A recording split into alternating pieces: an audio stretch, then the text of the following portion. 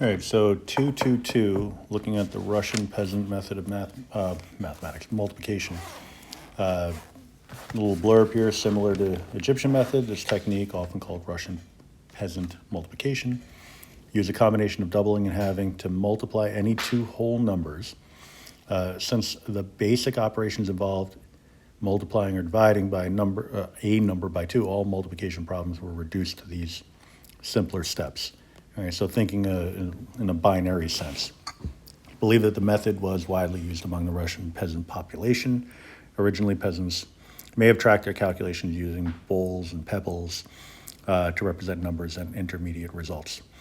All right, so we have the process here, which we can follow. I'll take you through it in a second, but really it's just a matter of taking the first factor and consistently cutting it in half until you get down to a 1, right? And then correspondingly doubling the second factor in such a way that you would have the same number of rows in the table that you create. So I'll just kind of show it off on the side here.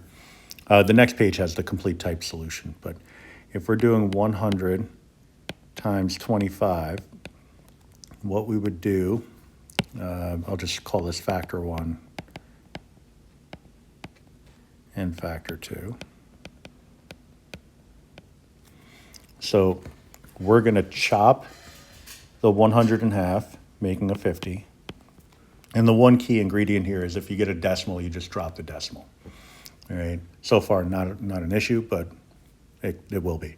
So 100 cut in half is 50, cut in half again is 25. Cut in half again would be 12 and a half, but we're just going to say 12. Then 6, 3.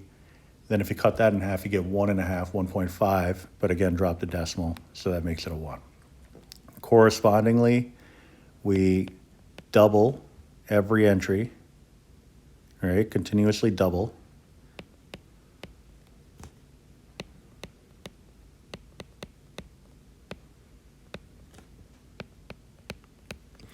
All right. So then, and this is another key ingredient, I think, yes, in number 4, I wanted to make sure that the explanation was written there. Next, cross out all the even entries on the left extending through to the right. So any number that's even on the left, we wipe it out, all right? So all the way through. So we're only going to keep the odd entries.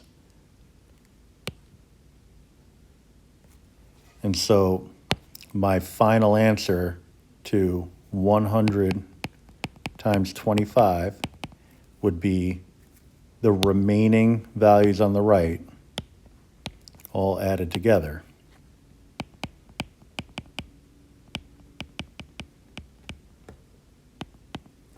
And that gets you 2,500, right?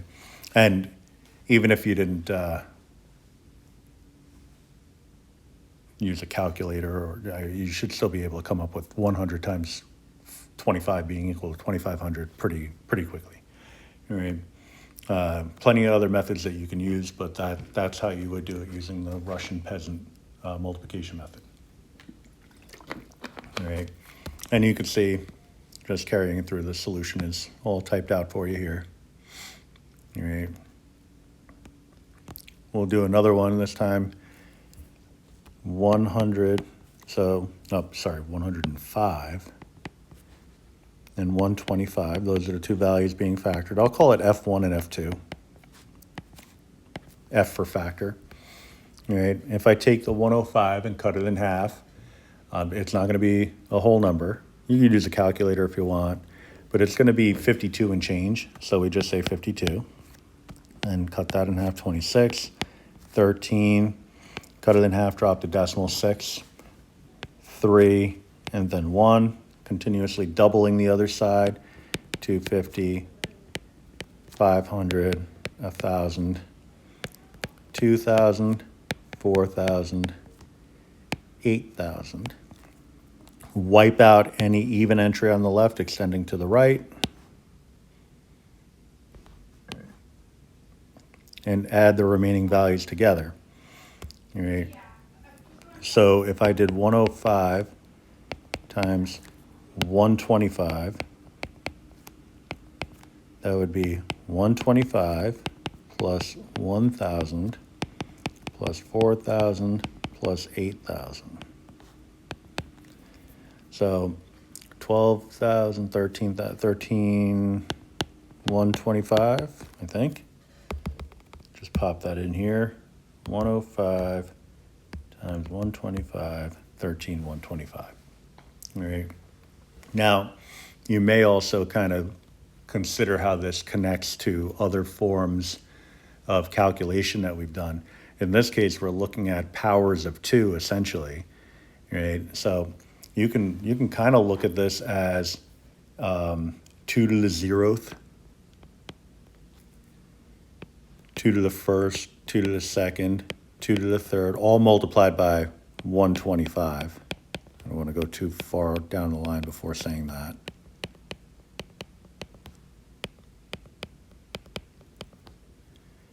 Two to the 4th, 2 to the 5th, 2 to the 6th. All right, and that kind of looks like binary conversion. So let me just show you really quickly. I'm sort of stealing my own thunder from later in the lesson. It's a typed explanation down below, but I'll just address it now. So that 105, if I can convert that to binary, all right?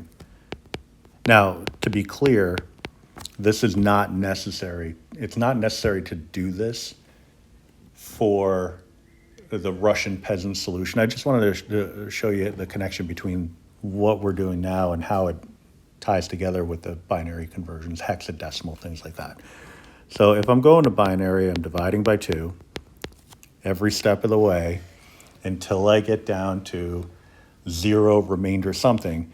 But every step of the way, if we have a decimal, we essentially, along the lines of what we're doing here, drop the decimal. So this would be 52 with a remainder of 1. Then I take just the 52, 26 remainder 0, 26 divided by 2, 13 remainder 0, 13 divided by 2, 6 remainder 1, 6 divided by 2, 3 remainder 0, 3 divided by 2, 1 remainder 1, and then 1 divided by 2, 0 remainder 1. All right. So if you look at these values, they're exactly the same as these values. All right. And if you match up my ones and zeros,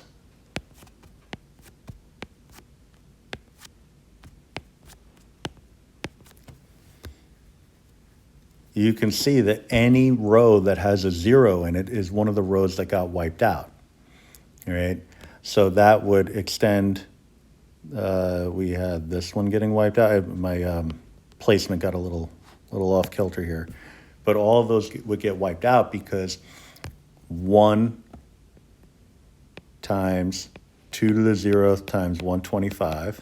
Then I'd have 0 times 2 to the 1st times 125, which would equal 0. So this first one equals 125. 0 times 2 to the 2nd times 125 is 0. 1, times 2 to the 3rd times 125. That gave us the 1,000. 0 times 2 to the 4th times 125 goes to 0. 1 times 2 to the 5th times 125 gets me the 4,000. And 1 times 2 to the 6th times 125 gets me the 8,000. Sorry, I missed a 0 here. All right, and when you add all that together, essentially going back to decimal form from a binary number, we end up with the 13,125. All right. So later on in this in this section, you'll see like an optional, why does this work? It really just kind of addresses that. Right, but we get our answer, 125. Speaking of which, why does it work? So this gives a kind of a simpler example, but a lengthier explanation. So you can read through that, but the gist of it is really what I just went over. All right. And so now you can, when you go to the section exercises, you can be able to tackle some of the Russian peasant problems.